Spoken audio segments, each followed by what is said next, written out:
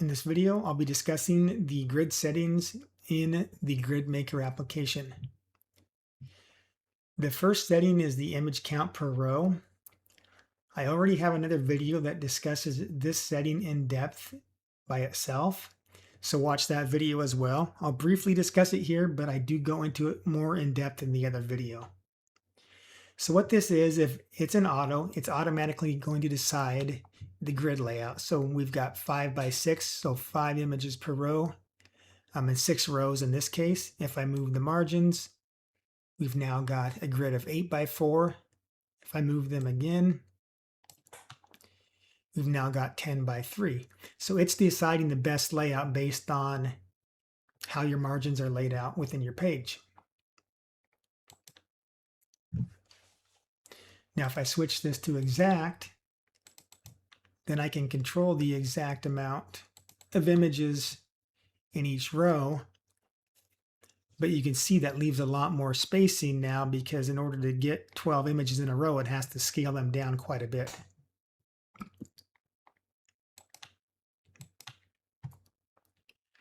All right, the spacing between images and the spacing between rows.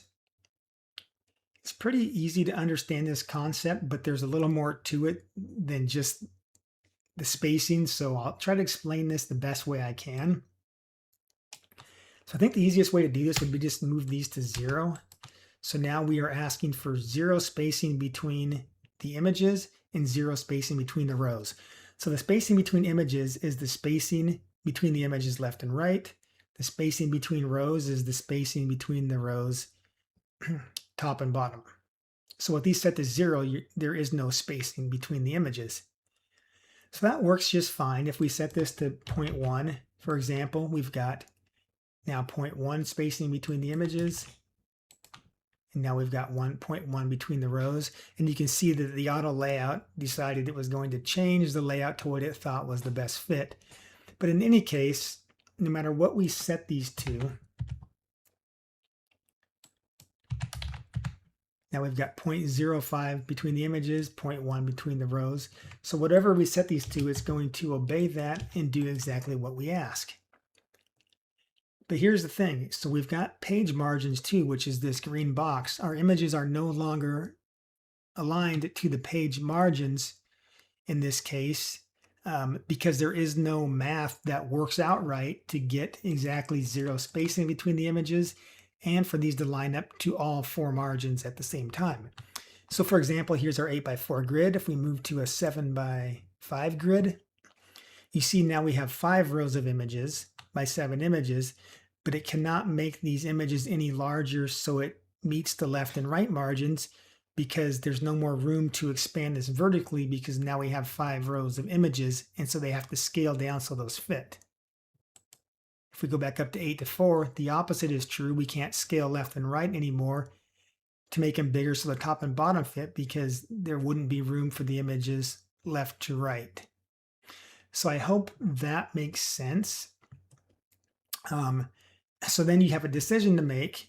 If you have a certain design space that you want to fill, for example, if I want to fill this margin area box with images, is it more important to have your exact spacing that you want, or is it more important to fill that design space?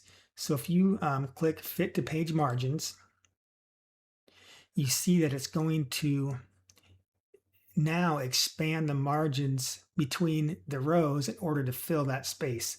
So while you're asking for no spacing between rows, you've actually got this gap between rows now, because it has to in order to fit the page margins.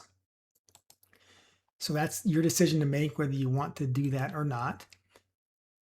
So let's move this around. As we move this up, you see those gaps get closer together, because now the math works out in this case pretty perfectly for the margins and the spacing between images.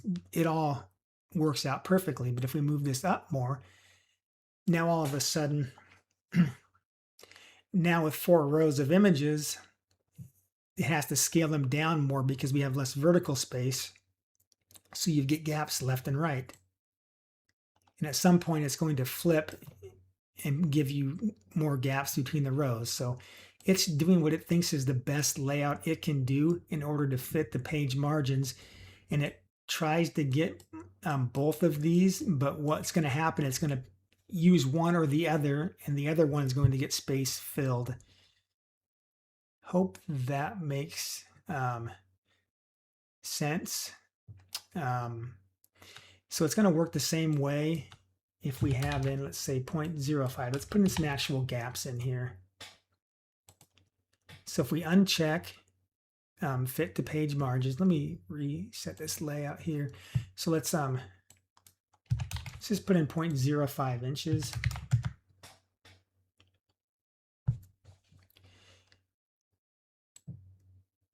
Let me move this up here. Okay, so it's now giving us exactly 0.05 inches, but it's leaving space top and bottom.